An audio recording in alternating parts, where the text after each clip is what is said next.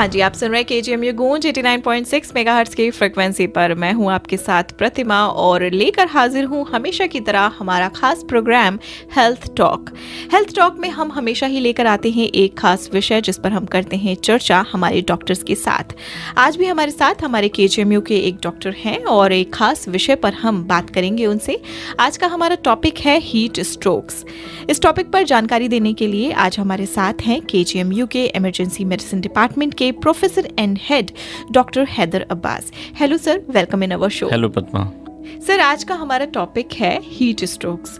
देखा जाए तो जिस तरह से सर टेम्परेचर कभी बढ़ जा रहा है, कभी घट जा रहा है, कभी बारिश हो जा रही है, इस तरह से क्लाइमेट में जो इतना ज़्यादा चेंजेस आ रहे हैं, जलवायु परिवर्तन हो रहा है, तो सबसे पहले हम यही जानना चाहेंगे कि जो जलवायु परिवर्तन हो रहा है, क्लाइमेट चेंज हो रहा है, ये क्यों हो रहा है सर? देखिए प्रतिमा जी, विश्व में क्लाइमेट चेंज की वजह से हीट से रिलेटेड बीमारियां बढ़ रही हैं। बेसिकली क्लाइमेट चेंज क्या है? जलवायु परिवर्तन है। इसका कारण यह है कि ग्लेशियर पिघल रहे हैं, अनियमित वर्षा हो रही है चारों तरफ, मानवों द्वारा कार्बन एक्सक्रीशन ज़्यादा है, जिसे हम लोग कहते हैं कि ग्रीन एनर्जी का ज़्यादा यूज़ होना चाहिए, जिसकी वजह से heat and health information network एक विश्व स्वास्थ्य संगठन का एक कार्यक्रम है, जिसमें उन्होंने जानकारी दी है कि सन 2000 से लेके 2016 के बीच में लगभग 12.5 करोड़ लोग हीट वेव से ज़्यादा एक्सपोज हुए हैं। इसी तरह से अगर हम आइसोलेटेड इंसिडेंट्स की बात करें तो 2016 में रूस में हीट वेव की वजह से 56,000 मौतें हुई थी। इसी तरह से 2003 में यूरोप में 70,000 मौतें हीट वेव एक्सपोजर की हुई थी। So this climate change is so important that it can be disastrous, which led to the development of heat and health information network by the World Health Organization. जी sir, ये जिस तरह से जलवायु परिवर्तन हो रहा है, क्लाइमेट चेंज हो रहा है, इसका आम जनमानस पर किस तरह से बुरा प्रभाव पड़ रहा है? क्या किया जाना चाहिए इसकी रोकथाम के लिए? देखिए प्रतिमा जी, जलवायु परिवर्तन को रोकने के लिए, क्लाइमेट चेंज को रोकने के लिए हमको या आम जनमानस को और विश्व के तमाम NGOs और सरकारों को भी ज़्यादा से ज़्यादा वृक्षारोपण करने की ज़रूरत है। बिकॉज जो पेड़ होते हैं ये एयर प्यूरीफायर हैं। इसी तरह से ई-व्हीकल्स के यूज़ की ज़्यादा ज़रूरत है। पब्लिक ट्रांसपोर्ट का ज़्यादा से ज़्यादा यूज़ करें ताकि सड़कों पे कम से कम गाड़ियाँ हों। ग्रीन एनर्जी का ज़्यादा इस्तेमाल किया जाए, लेड फ्री पेट्रोल का इस्तेमाल किया जाए, ग्रीन कॉरिडोर बना जाए। इन सारे उपायों से हम लोग कई दशकों में क्लाइमेट चेंज से लड़ सकते हैं। अब सर, हम हीट स्ट्रोक के बारे में आपसे जानना चाहेंगे। क्या है हीट स्ट्रोक और इसका कितना प्रभाव पड़ रहा है आम जनमानस पर? देखिए प्रतिमा जी, शरीर, जैसे हम जानते हैं कि शरीर में वातावरण की गर्मी, जैसे आजकल मौसम चल रहा है, एवं शरीर के अंदर होने वाली मेटाबॉलिक जो रिएक्शंस होती हैं उनसे जो एनर्जी प्रोड्यूस होती है उसको आमतः हमारा शरीर हैंडल कर लेता है। बट अत्यधिक गर्मी में बहुत देर तक रहना, फिजिकल एक्सरसाइज करना, मोटे कपड़े पहनना, इन सब की वजह से जो बाहर की एनर्जी जो बॉडी में, शरीर में आ जाती है, उसको कभी कभी हमारे शरीर जो है थर्मो रेगुलेशन नहीं कर पाता है, जिससे शरीर का तापमान बहुत बढ़ जाता है।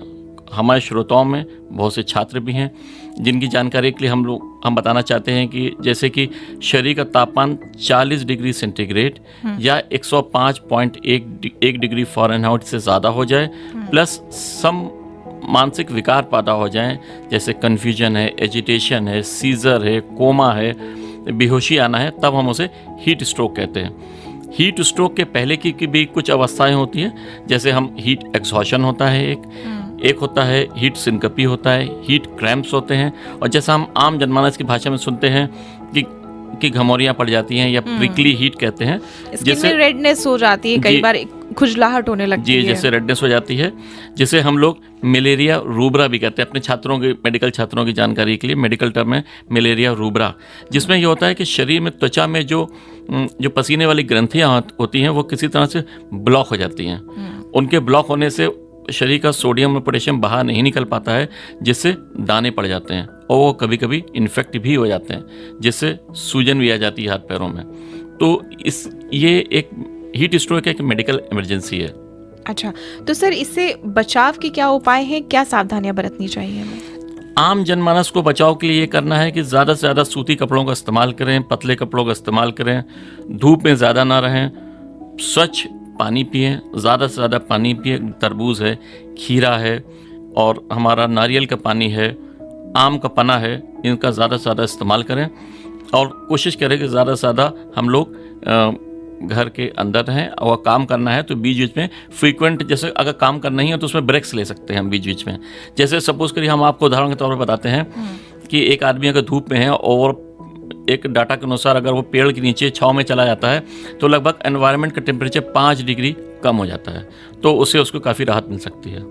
जी, इसीलिए जो है वृक्षारोपण करना बहुत ज़रूरी है। ज़्यादा से ज़्यादा पेड़ लगाएं और खुद ही ना लगाएं, अपने अपनों को, अपने खासकर जो छोटे बच्चे हैं, जो आगे आने वाली पीढ़ी है, उनको भी जागरूक करें कि ज़्यादा से ज़्यादा वृक्ष लगाएं। सर, इसके हम रिस्क फैक्टर की अगर हम बात करें तो कितना ज़्यादा खतरनाक है ये हीट स्ट्रोक? जी, हीट स्ट्रोक एक साधारण घमौरी से लेके मृत्यु तक कोई भी स्टेजेस होती हैं, जैसे हमने पहले आपको बताई हैं कि heat exhaustion, heat syncope, heat cramps, ये सब हो सकता है। प्लस इसमें रिस्क फैक्टर्स ये होते हैं, जैसे हमारे बहुत छोटे बच्चे हैं, न्यूनेट्स हैं, या बहुत एल्डरली हैं, उनमें टेम्परेचर रेगुलेशन बहुत अच्छा नहीं होता है, या हमारे जो आउटडोर वर्कर्स हैं, लाइक हमारे पुलिस के जवान हैं, हमारे मिलिट्री के लोग हैं, डॉक्टर हैं, नर्सेज हैं, जो फील्ड पे काम करते हैं, जो अग्निशमन के लोग हैं, जो खिलाड़ी हैं, जो हो सकता है गर्म एनवायरनमेंट में एक्सरसाइज भी कर रहे हों, ये सब हीट स्ट्रोक के लिए ज़्यादा रिस्क होता है इनमें।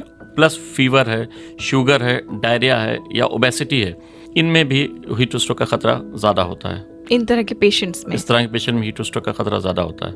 अच्छा जी, और इसके अलावा सर जो बुजुर्ग हैं हमारे या बच्चे हैं, इन पर भी हीट स्ट्रोक का ज़्यादा प्रभाव पड़ता है। सर, हम हीट स्ट्रोक पर बात कर रहे हैं, अगर हम इसके गंभीर परिणामों की बात करें तो किस तरह के गंभीर परिणाम देखने को मिलते हैं? देखिए प्रतिमा जी, अगर heat stroke is a medical emergency, as I already told you, इसमें पेशेंट को ब्रेन अटैक हो सकता है, जैसे हम मेडिकल लैंग्वेज में स्ट्रोक कहते हैं, हार्ट अटैक हो सकता है, सीजर्स हो सकते हैं, कोमा में जा सकता है, और इसको कंट्रोल ना होने पे ऑर्गन भी फेल्स हो सकते हैं और पेशेंट की मृत्यु भी हो सकती है। तो इसलिए हम जनता से मेरी अपेक्षा है कि हीट स्ट्रोक के रोगी का इस विशेष ध्यान रखें और जल्दी से जल्दी उसे नज़दीक के हॉस्पिटल में ले जाएं। KGMU ट्रॉमा सेंटर में हमारा इमरजेंसी मेडिसिन विभाग 24/7 365 डेज अ ईयर क्रियाशील है और ग्राउंड फ्लोर ट्रॉमा सेंटर पर आप इसकी सुविधा ले सकते हैं। मतलब 24 घंटे की सुविधाएं उपलब्ध हैं, तो कभी भी पेशेंट्स आ सकते हैं। जी। किसी तरह की अगर आपको दिक्कत लगती है, चाहे वो हीट स्ट्रोक से रिलेटेड हो या किसी भी तरह की इमरजेंसी प्रॉब्लम हो या कोई भी प्रॉब्लम हो, तो KGMU में आप आ सकते हैं और अपना ट्रीटमेंट ले सकते हैं। सर, कोई पेशेंट अगर हमारे KGMU में आता है तो उसको किस तरह से क्या ट्रीटमेंट दिया जाता है?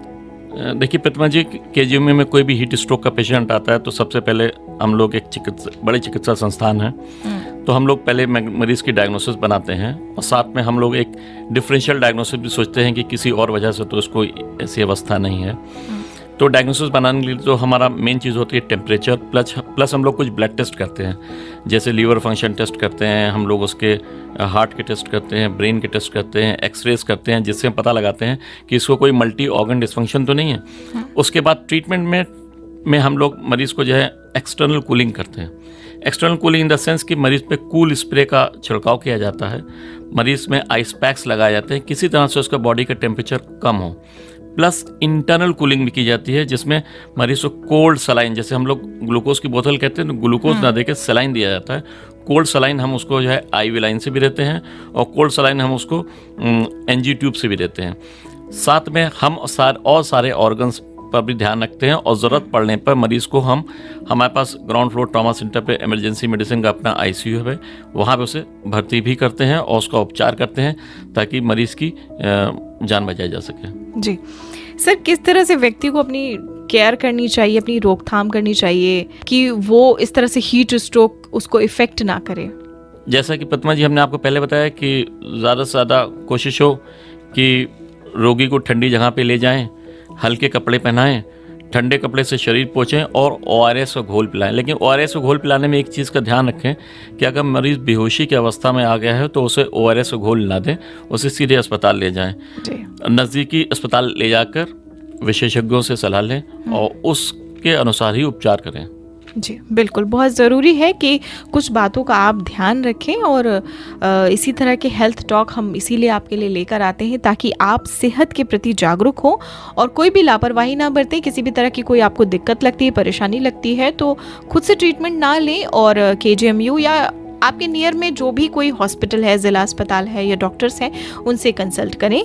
समय हो रहा है अब हमारा समाप्त। सर, चलते चलते कोई संदेश, कोई मैसेज देना चाहेंगे आम जनता को जो आपको सुन रही है? देखिए, हम अपने श्रोताओं को आपके माध्यम से संदेश देना चाहते हैं कि heat stroke is a medical emergency, इसको गंभीरता से लें और आम जनमानस ये करे कि भाई अपने घरों में, अपने घरों के बाहर या जहाँ पे भी हैं वहाँ ज़्यादा से ज़्यादा वृक्षारोपण करें, पेड़ लगाएं। पेड़ की छांव से लगभग 5 डिग्री सेंटीग्रेड टेम्परेचर कम किया जा सकता है पेड़ की छांव के नीचे बैठने से, जैसे हमने आपको बताया। इन चीज़ों का ध्यान रखें। अपना ठंडा स्वच्छ पानी अपने साथ रखें, ज़्यादा से ज़्यादा पानी पिएं। बेसिकली इसमें कमी क्या होती है कि इसमें बॉडी में सोडियम एंड वाटर की ही कमी हो जाती है, जिसकी वजह से पेशेंट डिहाइड्रेशन और शॉक की अवस्था में चला जाता है और उसमें स्ट्रोक, सीजर, ऑर्गन फेल्योर या मृत्यु भी हो सकती है। इसलिए इस पर विशेष ध्यान दें। एक चीज़ आपके माध्यम से और भी कहना चाहते हैं कि मौसम विभाग की सूचनाओं पे एवं अलर्ट पे विशेष ध्यान दें और उसके अनुसार ही अगले दिन की अपनी दिनचर्या प्रारंभ करें। बिल्कुल। तो चलिए, बहुत अच्छी जानकारी सर आपने दी। आप यहाँ पर आए और आपने इतना समय दिया, इतनी इंपॉर्टेंट इन्फॉर्मेशन हमारी जनता को दी, इसके लिए आपका बहुत बहुत शुक्रिया। Thank you so much. Thank you so much. Thank you radio Goonj. Thanks to you sir. तो भाई श्रोताओं, इसी तरह के इंपॉर्टेंट टॉक्स लेकर, इंपॉर्टेंट टॉपिक्स लेकर हम होते रहेंगे हाजिर। तो अपना ख्याल रखें, अपने अपनों का ख्याल रखें, स्वस्थ रहें, खुशहाल रहें और हीट स्ट्रोक से बिल्कुल बच के रहें। अपनी डाइट में अच्छी चीज़ों को शामिल करें, मौसमी फल, मौसमी सब्जियों को शामिल करें, ज़्यादा से ज़्यादा वाटर इंटेक करने की कोशिश करें और स्ट्रेस, टेंशन से बिल्कुल खुद को दूर रखें। ये भी बहुत बहुत बहुत ज़रूरी है। चलिए, खैर, अपना ख्याल रखें, अपने अपनों का ख्याल रखें। Bye bye.